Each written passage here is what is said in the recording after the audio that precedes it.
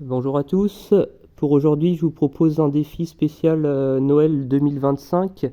Donc on va imaginer la situation suivante. Dans un petit village, en 2023, le Père Noël a distribué X cadeaux. En 2024, dans le même village, le Père Noël a distribué Y cadeaux, ce qui représente une hausse de 50% par rapport à l'année 2023. Et en 2025, toujours dans le même village, le Père Noël va déposer 2025 cadeaux, ce qui représente une hausse de 50% par rapport à l'année 2024. Donc le but, c'est de trouver les valeurs de X et de Y. N'hésitez pas à mettre sur pause si vous souhaitez réfléchir. Donc si vous avez réfléchi et que vous n'avez pas trouvé, je vous invite à poursuivre vos efforts. Donc là, je fais référence à une vidéo que j'ai publiée il y a quelques semaines, qui a été très visionnée, et je vous remercie d'ailleurs pour votre engagement. Donc un conseil que je donne, c'est accepter la transpiration intellectuelle. Donc si vous n'avez pas réussi à résoudre la situation, je vais vous donner une astuce qui va vous permettre de poursuivre vos efforts et de quand même essayer de trouver la solution. Donc ce qu'il faut savoir, c'est que 50% d'une quantité, ça représente la moitié d'une quantité. Donc on peut procéder en faisant des tâtonnements, c'est-à-dire on fait des essais puis on voit est-ce que ça marche ou pas. Donc un premier essai qu'on peut faire par exemple, c'est que je me dis en 2023, il y a 100 cadeaux par exemple qui ont été distribués par le Père Noël. Donc j'imagine ça, en 2023, 100 cadeaux ont été distribués par le Père Noël. Et donc en 2024, sachant que 50% c'est la moitié, je prends la moitié de 100 cadeaux qui représentent 50 cadeaux. Et donc pour l'année 2024, ça représenterait 100 plus 50, c'est-à-dire 150 cadeaux. Je continue après, donc 150 cadeaux en 2024, qu'est-ce que ça donnerait en 2025? Eh bien 150, je divise par 2, 75 cadeaux, et donc en 2025, le Père Noël aurait distribué 150 plus 75 cadeaux, c'est-à-dire 225 cadeaux, ce qui n'est pas suffisant parce qu'il doit distribuer en tout 2025 cadeaux. Donc si vous n'avez pas trouvé la solution, continuez à faire des essais. Vous voyez, donc pour 100 cadeaux en 2023, c'est pas assez.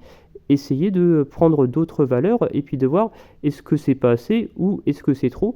Et je pense, j'espère qu'à un moment donné, vous trouverez la solution. Donc la solution, c'est 900 cadeaux en 2023 et 1350 cadeaux en 2024. Donc là, je vais vous montrer comment trouver ça de façon experte, c'est-à-dire sans tâtonnement, sans faire aucun essai. C'est que, par exemple, quand je prends une quantité, que j'augmente cette quantité de 50%, cela signifie que je multiplie la quantité par 1,5. Et donc là, je vais vous expliquer pourquoi ça revient à multiplier la quantité par 1,5. C'est qu'après une hausse de 50%, le calcul que je fais, c'est la quantité plus la moitié de la quantité.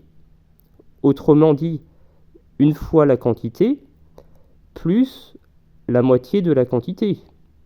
Autrement dit, une fois la quantité plus la moitié de une fois la quantité.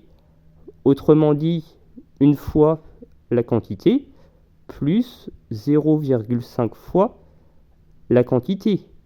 Et une fois la quantité plus 0,5 fois la quantité, ça représente 1,5 fois la quantité. Donc pour le passage, vous voyez, de 2024 à 2025, eh bien, je vais multiplier par 1,5. Et donc, inversement, pour passer de 2025 à 2024, je vais non pas multiplier par 1,5, mais je vais diviser par 1,5. Et donc, calculatrice, 2025 divisé par 1,5, je trouve 1350 cadeaux pour l'année 2024. Et de la même façon, pour passer de 2024 à 2023, je vais à nouveau diviser par 1,5. Et lorsque je divise 1350 par 1,5, je trouve 900 cadeaux. Vous voyez, donc une situation qui montre bien l'importance de la transpiration intellectuelle.